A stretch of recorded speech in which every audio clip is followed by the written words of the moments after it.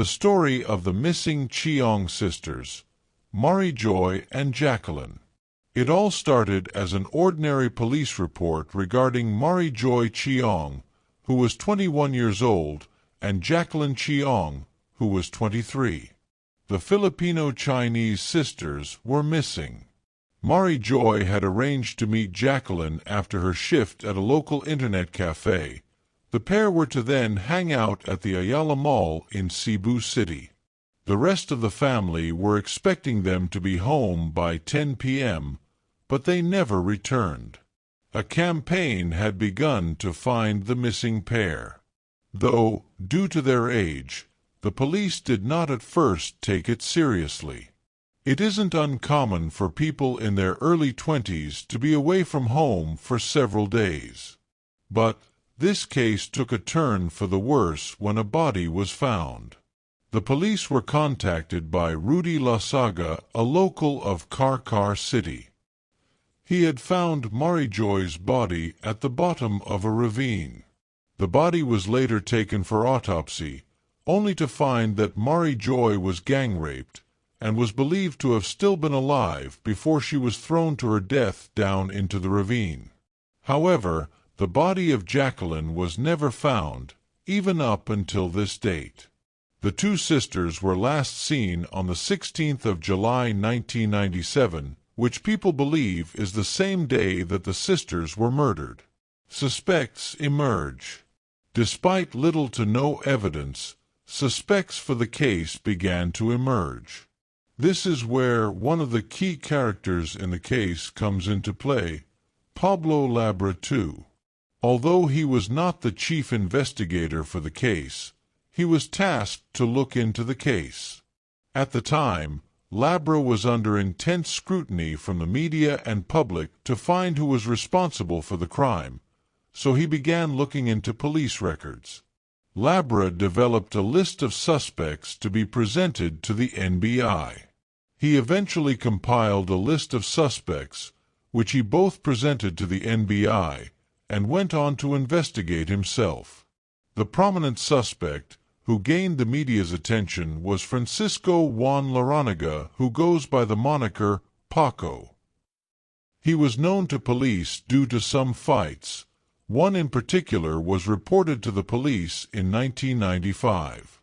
This was recorded in an NBI database, which is what would eventually be used to find plausible suspects in the Chiong sisters case. Paco also had a complaint against him which parallels the Chiong sisters case.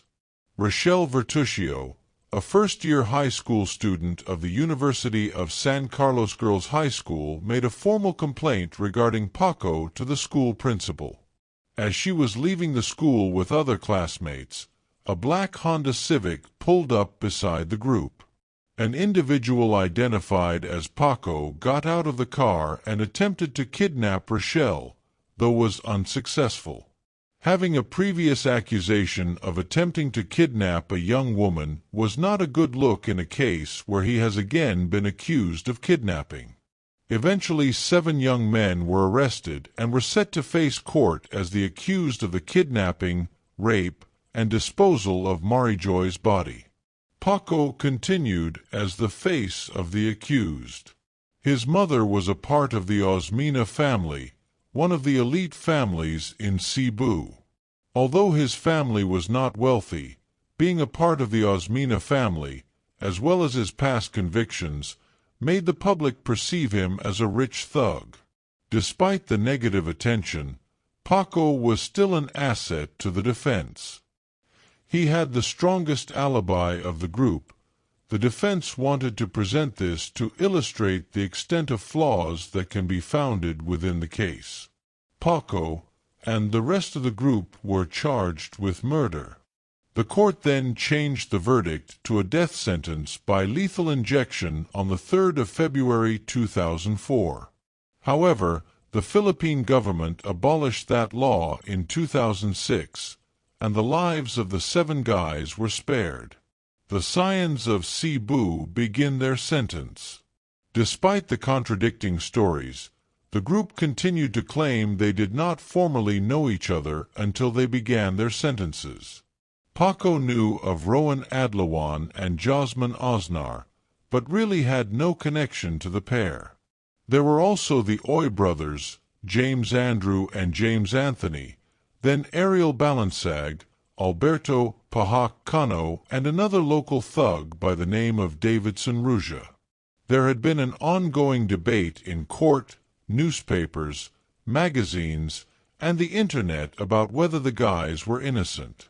Many believed that the justice system was unfair and corrupt, while others stood by the court's decision that the guys should be imprisoned for life. What do you believe? Before you make your decision, let us first discuss the numerous inconsistencies surrounding the case. The first major blow to the case came when one of the accused came forward and confessed to the crimes. Davidson Ruja took the stand to outline the events leading to the death of the Chiong sisters. Ruja claimed that they snatched the sisters from outside the Ayala Center in Cebu, forcing them into a car before driving away. He and the other 6 guys took the girls to a house, where they were raped. They then went and dumped the one body.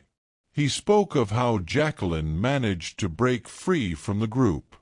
But the men got back into the vehicle and begun following her, taunting her from inside the vehicle. The men eventually pulled her back inside, where Rowan beat her until she was unconscious. Later the group made their way back to Ayala Center in Cebu, where Ruja left the group. He claims because of this he did not know the whereabouts of Jacqueline.